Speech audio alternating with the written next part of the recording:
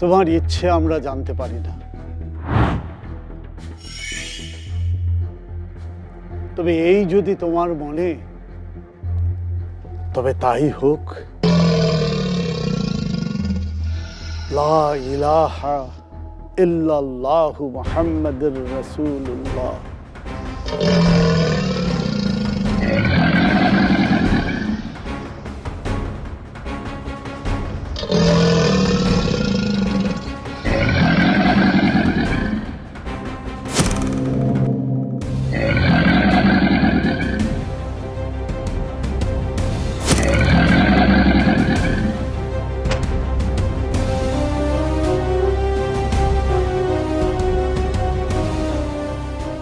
না সুলতান,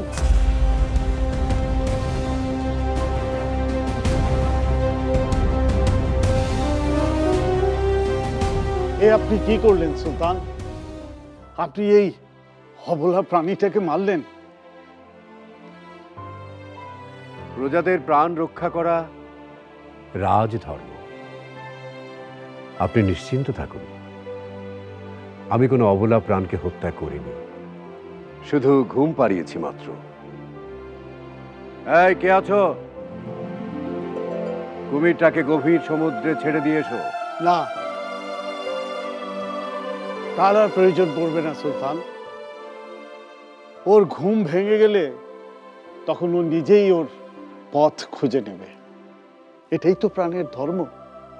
যেমন আজ আপনি এখানে এসে আমার প্রাণ রক্ষা করেছেন। শুক্রিয়া, আমার জীবন আজ সার্থক। এমন একজন মহান মানুষের সন্ধান পেলাম, যিনি মৃত্যুর মুখোমুখি দাঁড়িয়েও অবলা প্রাণীর জন্য যার প্রাণ কেঁদে ওঠে। আমরা নিজের ইচ্ছায় কিছুই করতে পারি না, আর চাইলেও সেটা সম্ভব হয় না। আল্লাহ চেয়েছেন, তাই আমি এখনো বেঁচে আছি। আমার একটা অনুরোধ আছে। কি অনুরোধ সুলতান? এই জায়গাটি বিপদ সংকুল। আপনার প্রয়োজন একটি সুরক্ষিত জায়গা। ক্ষণিকের এই পৃথিবীতে কিসের সুরক্ষা সুলতান? যার প্রাণ সবার জন্য কাঁদে, তার জীবনের মূল্য যে অসীম পীর বাবা। যদিও আমি আল্লাহর একজন নগণ্য বান্দা, আজকের এই ঘটনা মনে রেখে আপনার কাছে একটি অনুরোধ থাকবে। যদি কোনোদিন কখনো আমাকে প্রয়োজন পড়ে, আমাকে স্মরণ করতে পারেন। আলহামদুলিল্লাহ, সত্যি আজ আমি বড় ভাগ্যবান।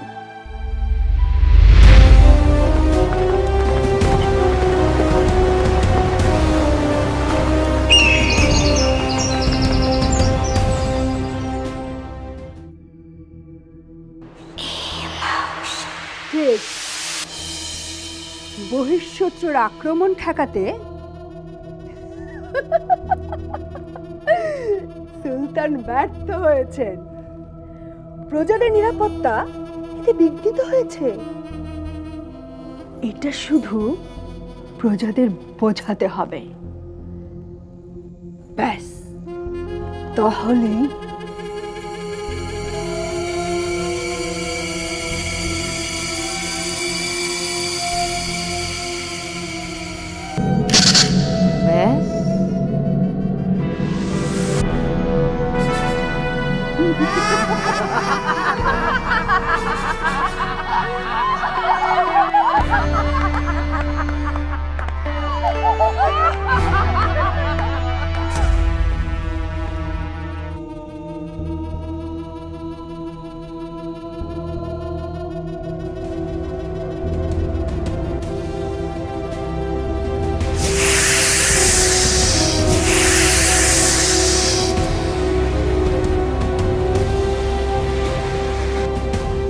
সব কিছু জেনেও কাঠের পুতুলের মতো দাঁড়িয়ে থাকবেন।